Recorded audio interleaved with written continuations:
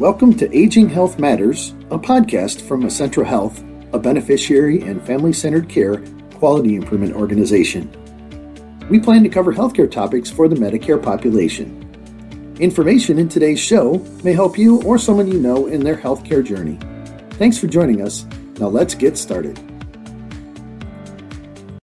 Hello, everyone. I am Nancy Job, an outreach specialist for Essentra Health. Essentra Health is the beneficiary and family-centered care quality improvement organization providing services for Medicare beneficiaries in 29 states. And we have 3 key services for people who have Medicare. Beneficiaries have a right to appeal discharges from the hospital and skilled service terminations. And Essentra Health helps beneficiaries with immediate advocacy to help resolve any medical care issues that they may encounter. And beneficiaries can file a quality of care complaint with Essentra Health. You can find more information about this on our website at advocacy.QIO.com. We also work with many outstanding partners to help spread information about the Medicare program and its benefits. While we greatly appreciate their partnerships, we also want to be clear that the opinions and guidance expressed by them in this podcast are solely theirs or their agencies and are not necessarily those of the QIO, CMS, or the Medicare program. Please keep in mind that state-by-state guidance may differ as well. Well, we appreciate you all coming to our podcast to listen today. Today, we're going to talk about hospital associations and how they benefit Medicare beneficiaries or help Medicare beneficiaries. And today we have as our guest, Rich Rasmussen, the president and CEO of the Oklahoma Hospital Association. Rich, thank you so much for being our guest today. And could you tell us a little bit about yourself? Yes, Nancy, and thanks for inviting us to participate. I've been the Hospital Association CEO here in Oklahoma for the last 2 years. Prior to that, I was 5 years in Montana and 28 years in Florida. So yes, I have gone from where it's very, very warm to it's very, very cold. And I'll tell you, you can still shake and bake here in Oklahoma too. So it's nice to be where it's warmer. It's a real delight to be able to have the opportunity to advocate on behalf of hospitals. This is what I've done for most of my entire career. Spent a little bit of time on Capitol Hill, spent a little bit of time working for Orlando Health before going to work for the Hospital Association. And so, Nancy, what we do is we serve as the advocates on behalf of our member hospitals, our communities, our patients, and our clinical team members. And our real focus is ensuring that we deliver on the best that we can in terms of healthcare quality. Essentially, our motto here is that we're working together to improve health and healthcare in the state of Oklahoma. That's a big order to fill, I'm sure, with any of the state associations. Now, every state does have a hospital association. Is that correct? We do. Every state, as well as our brothers and sisters in Puerto Rico as a territory, they also have a hospital association. And you'll find out that most of them are headquartered in their state capitals because a big part of what we do is advocacy, both on the state level and on the federal level. And so within each hospital association, if you've seen one hospital association, you've seen one hospital association. We all approach our policy development a little bit different from one another. That's because we try to build it based on the politics and the headwinds and the environment that we're operating in each state. As our listeners hear your information about the hospital associations, they should check with their state hospital association because they could be doing different programs than maybe you're doing. But the main focus is, I'm sure, advocating for patients and providers.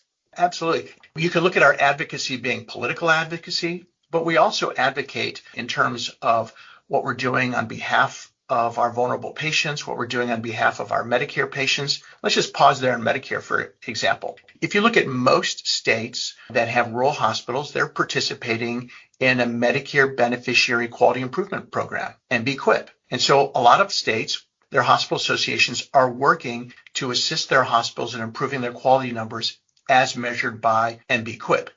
Hospital associations have also, for over a decade, have been focusing in on quality improvement as it relates to CMS's focus on the work of hospital improvement networks, which became hospital engagement networks, which became hospital quality improvement collaboratives. The bottom line is that hospital associations have helped our member hospitals focus in on the very quality measures and the strategy that CMS has had, who is the overseer of the Medicare program. We have all worked together to do the work of improving quality, improving outcomes, and improving the best environment for our seniors to be able to continue to receive their care.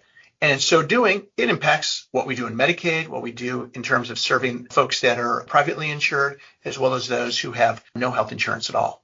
Well, I can see where that is definitely a benefit to our Medicare beneficiaries listening today, as far as knowing that there's someone out there that's advocating for them and helping them to make sure that their stay in hospitals have the best outcome with good quality care. So that's definitely a great role that the Hospital Association does. When we talk about hospitals, we talk about mainly people are just thinking, oh, when I get sick, I go to the hospital, that kind of thing. Are there other types of hospitals that are part of your association as well? Well, we represent all of the hospitals in the state. So if you look at hospitals, you can kind of organize them in a couple different ways. If you think of a traditional metropolitan hospital, we tend to call them PPS hospitals, right? That's how we're paid. We're paid based on a prospective payment system. That's what CMS sets up, which is essentially we're reimbursed based on your diagnosis as a patient. And if a hospital spends less money to get you well and to send you home than the government thinks we should, then we are able to keep that difference. If your health condition deteriorates and we spend more money to get you well and to send you home, and we might lose money on you as a patient, that's the prospective payment system. It's based on a diagnosis. We have hospitals that we call critical access hospitals. Those are very small hospitals that tend to be in our most rural communities, and they're reimbursed differently. They're reimbursed on what it actually costs to deliver the care to you. And then we have specialty hospitals that can fall into that PPS category. So that's how we tend to look at hospitals based on how we paid.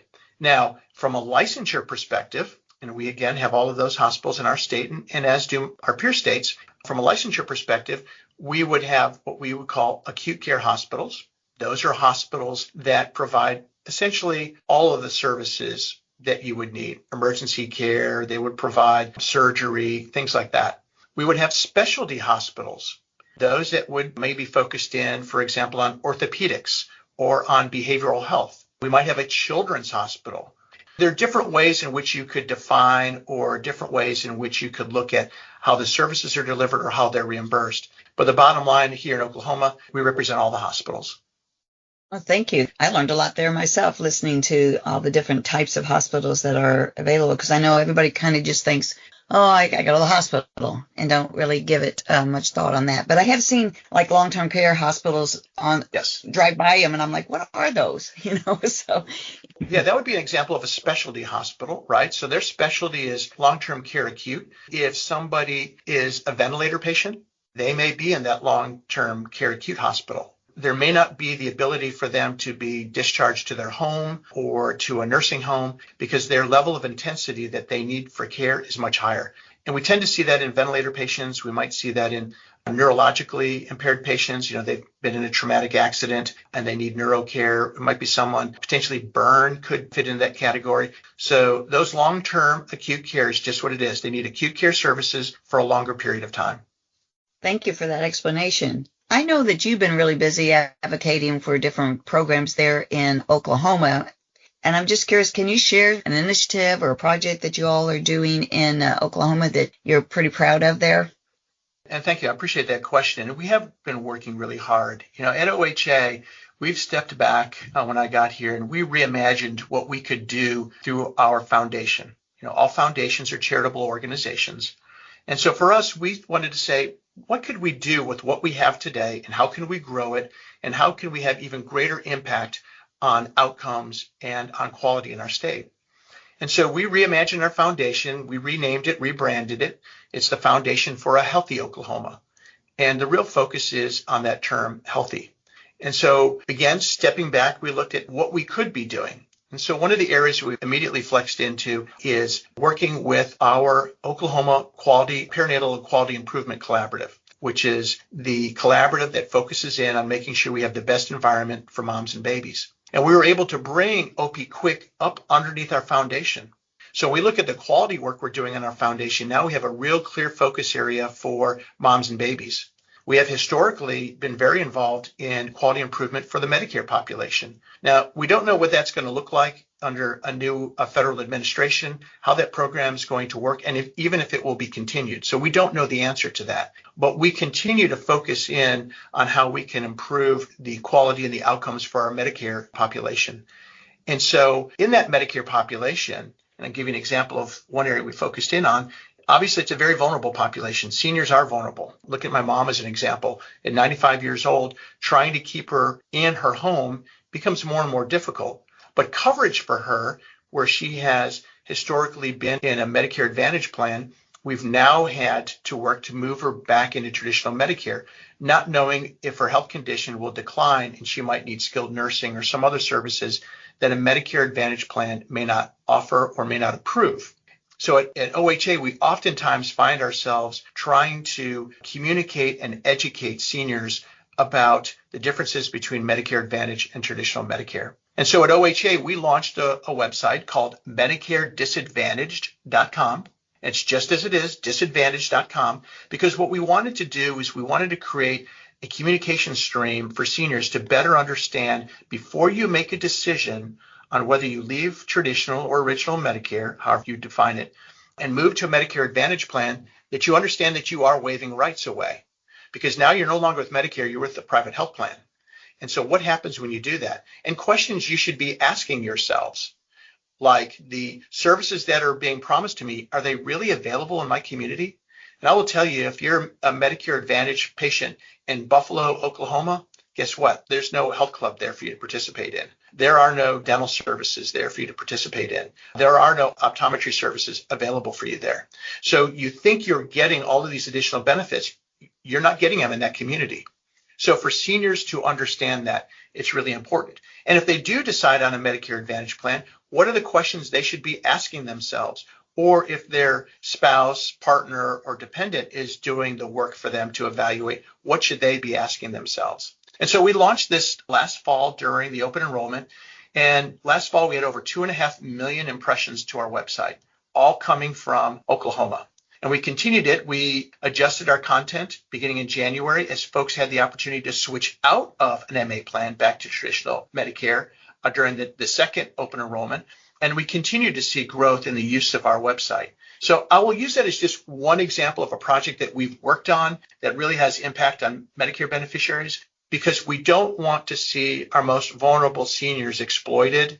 And we know that there are some really bad behaviors through the sales or marketing of some of these health plans. That's evidenced by what we've seen Congress talk about. And certainly my understanding is the National Association of Insurance Commissioners are also asking Congress, give us some ability to monitor, manage, even potentially sanction bad operators. That's what we wanted to be able to do, is to protect our most vulnerable seniors. I understand that. And it's great that the Hospital Association saw that as a need and jumped in and are trying to protect the Medicare beneficiaries from making bad decisions when it comes to when they get hospitalized. They need to have the coverage and not all of a sudden find out, oh, I don't have that coverage. So it's a great piece that really complements the Hospital Association for sure. One of the other things that we talked about was also, I know that you have a quality of care program as well that's within your group. Can you just give me just a little quick input as what the quality of care side of the Hospital Association does? Sure. We have a quality council within OHA. And within that council, it's led by Emily Kopic, who is our Vice President of Clinical Excellence. Emily is a master's prepared nurse, and she was the director of quality for one of our largest health systems in the state.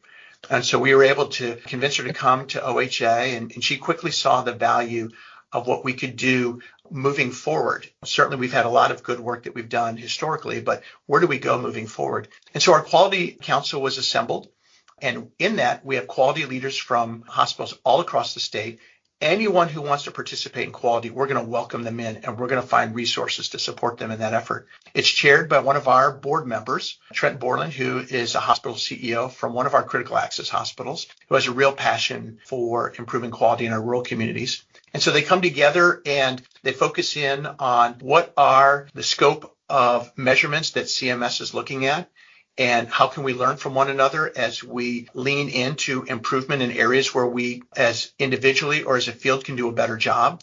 And we focus in on those. And we celebrate also where we have seen accomplishment. As I mentioned earlier, what we're doing for improving the best environment for moms and babies, that's a focus area for equality. What we're doing in terms of our Medicare beneficiaries through what was, and we're waiting to see what the feds are going to do next, what was the Hospital Quality Improvement Collaborative, the focus in on that.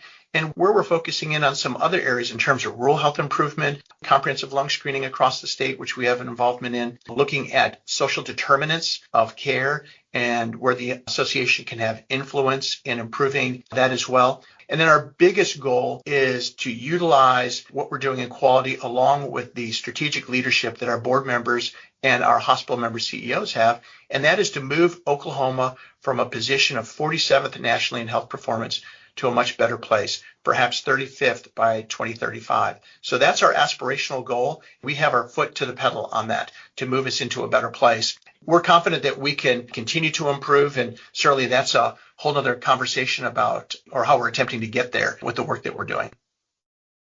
Well, I can see why you're always busy, Rich. That's for sure.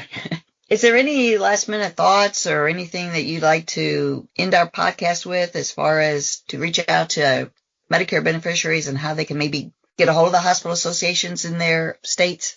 A couple of things, Nancy. I think they're real important for your listeners. One, yes. I mean, if there is really no better organization that advocates on behalf of the Medicare population than hospital associations, then perhaps, AARP or any other national organizations or their QIO. But hospital associations are working to ensure that our patients, Medicare, Medicaid, private, and our uninsured patients are getting the best that they can receive in their communities. But there is a risk factor out there, and that's what I want to leave with your members. There's a real cloud that is hanging over the entire healthcare system in this nation, and that is what will happen with these Medicaid cuts that are being contemplated by Congress. Now, as a Medicare beneficiary, why would I care about Medicaid cuts? Well, for a couple of reasons. Most states provide Medicaid coverage for Medicare enrollees if they can't pay for their out-of-pockets for Medicare. Medicaid is one of the biggest payers for nursing home care. And so Medicaid is huge, but Medicaid also ensures that hospitals will have a payer source for our uninsured or now are insured through Medicaid neighbors. And so if we lose Medicaid eligibility, for example, in the expansion population, or if hospitals and physicians and others take a Medicaid cut, it will have a disastrous impact on healthcare. Because if you undermine what hospitals and others are doing to support our most vulnerable, it's going to have an impact on all of the rest of the patients as well. Because hospitals will be starved of resources. Hospitals will be forced to come back and look at our core businesses and say, okay, what is it that we have to let go because Congress has cut the Medicaid program? We can no longer continue to make these appropriate investments. In our state, where we are at risk, if we lost Medicaid expansion in our state, everything that's wrapped up into that, it's about $2.5 billion annual impact on our hospitals. Where are we going to make the cuts to right size that loss in revenue? We will make it by cutting services. We'll go there. But we'll also have to make it by reducing staff. And so just doing napkin math, if you did it based solely on staff, we're talking about 38,000 jobs could be upended in Oklahoma if Congress went through on cuts like that. And so for your listeners to understand that you may be sitting there thinking, well, I'm a Medicare beneficiary. How is this going to impact me? What it's going to do is it's going to impact the people who deliver care to you if we receive cuts like this. For your members to understand that. And if they want to be involved in helping to amplify their concern, there are places they can go. And certainly one of them is to contact their hospital association. And I would encourage you to check that out. And there are also resources that the American Hospital Association has made available too. And the American Hospital Association has a coalition, a national coalition that is focused on bringing folks together to share their concerns about these cuts. And I think it's the Coalition to Protect America's Healthcare.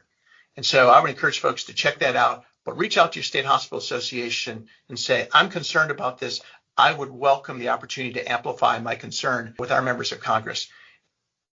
Well, thank you for that closing statement. I'm sure that many of our listeners can, at this point in time, go check out at their own state's hospital association, see what kind of programs they are doing. Rich, I really appreciate you being a part of our podcast and wish you luck there in Oklahoma for all the initiatives that you are working on.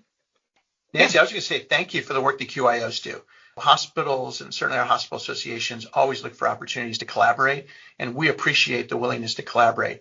It's when we come together and we unify our strategic goals of our organizations to improve health and healthcare for our patients. That's how we get better. And I just want to say thank you to the work that you guys are doing and certainly your peer QIOs are doing around the country. Thank you so much, Rich. I know we like to collaborate with our partners, and the Hospital Association is a great partner to work with.